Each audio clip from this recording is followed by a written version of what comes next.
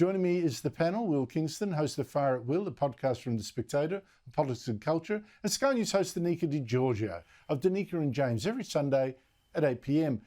Will, friendship with China one day, another Australian jailed by China the next for demanding democracy. What does that tell you? Well, Keir Starmer raised this to Xi's face, and it's a very, very sad day when an invertebrate like Keir Starmer shows more spine than the Prime Minister of Australia, Andrew. There's two ways you can probably look at this. There is the principle, and then there's the practicalities. On principle, of course, Albanese should have spoken up for an Australian who has been unjustly jailed by an evil authoritarian regime. And for me, that's probably the start and the end of the matter. What I would say is that it also shows on the practical side that Albanese is in a difficult position, to give him some dispensation, because this country, Australia, has not done enough to wean itself off the rivers of gold that China still provides us and which our economy relies upon. There is a very good chance the US will be at war with China by the end of the decade, which means we will be at war with China by the end of the decade. And unfortunately, we haven't done enough to move up the value chain in commodities. We haven't done enough to diversify beyond China with other trading partners. And as a result, we are going to be in a heck of a lot of problems if we can't work out a way to run an economy that isn't wholly reliant on China. It's the big thing that I don't think enough of us are talking about. Will raises a really interesting point there, Danica. I've worried about this for a long time, that Albanese says we can't go too hard on China because we're so dependent, but has spent the last 3 years making us more dependent by demanding more and more trade with China, fewer of Chinese bans against our imports. Yeah, absolutely. Meanwhile, China punished Australia with those tariffs, and Australia has sat on its hands in the last few years, not diversifying, not looking to other countries to grow. And now we're in a really sticky spot. And quite frankly, China is playing Australia like a violin here. China does whatever China wants to do, and it can sense weakness in Anthony Albanese. I mean, you look at the dialogue from today's meeting, Andrew. President Xi said that no fundamental conflicts of interest exist between the two countries. Well, goodness me, I'd beg to differ. Tariffs, military incidents, the COVID pandemic, these are significant conflicts of interest, yet Albanese is too weak to stand up to it.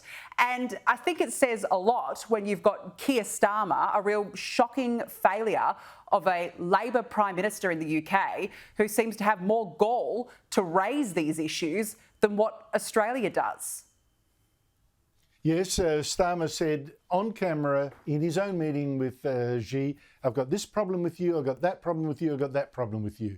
Albanese didn't. By the way, I'm loving how the lies that were told about Donald Trump by the Kamala Harris campaign and the media left are being exposed now, Will. The latest example, the host of the MSNBC Morning Joe program, very far left, who before the election called Trump a Hitler, a fascist, a dictator, for example. He's just going full Nazi here, full fascist. But now that guy, Joe Scarborough, and his co-host wife admit they've gone down to Donald Trump, to see Donald Trump at his Florida home to try to talk peace with him. Here they are. It was the first time we have seen him in 7 years. What we did agree on was to restart communications. Now listen, Will, who is, as an honest person, would make peace with a man they had claimed before would be a Hitler unless they were lying at the time? Someone whose ratings are in the toilet, Andrew, is the obvious answer. This is delicious to watch, that these guys have hated Trump with a burning passion for so long, and now they have to crawl back to Mar-a-Lago to kiss the ring because obviously their ratings are in the toilet. The mainstream media have this bizarre Faustian pact with Trump, which is basically on a personal level they revile him. But these media businesses are only going in one direction, the left-wing mainstream media businesses, and Trump is a rating savior for them. So they've got to basically eat this lemon and try and tolerate it as they hold on to the one life raft that may keep them going for a little bit longer, which is Trump. It's funny about that. Yeah, their ratings have gone cut nearly in half. You know, the thing is here, the Albanese government, Danica, has been trying the same Democrat tactic of sliming their opponent. Opposition leader Peter Dutton is a thug, is a Voldemort, and the rest. Dutton today responded. Here he is. All they're doing at the moment is throwing out personal attacks. And I think what the last 2 years, 18 months has demonstrated is that the more the Labor Party attack me personally, the higher my numbers go. Exactly the same happened, of course, with Donald Trump, the attacks on Donald Trump. But is he right? Is Peter Dutton thriving on the abuse? Well, according to the polls, Andrew, he certainly is. I mean, these MSNBC, CNN-style attacks on Peter Dutton back home here are having the exact opposite effect, because if you look at the latest polls of the last 2 months, they actually show that Australians are indeed backing Peter Dutton to lead this country, because they do see him as a more stable leader. If the US election taught us anything, as well as those taunts in the US against Donald Trump, they failed miserably, because the majority of Americans, that's 75 million of them, voted for their hip pocket. They voted for their everyday lives. They voted for their bills. It's not about the leader. It's not about these ridiculous schoolyard taunts. They want to know who is the best person to lead this country and who is the best person to help my hip pocket. So all the power to Peter Dutton, I say. I've got 15 seconds, Will. What do you make of this?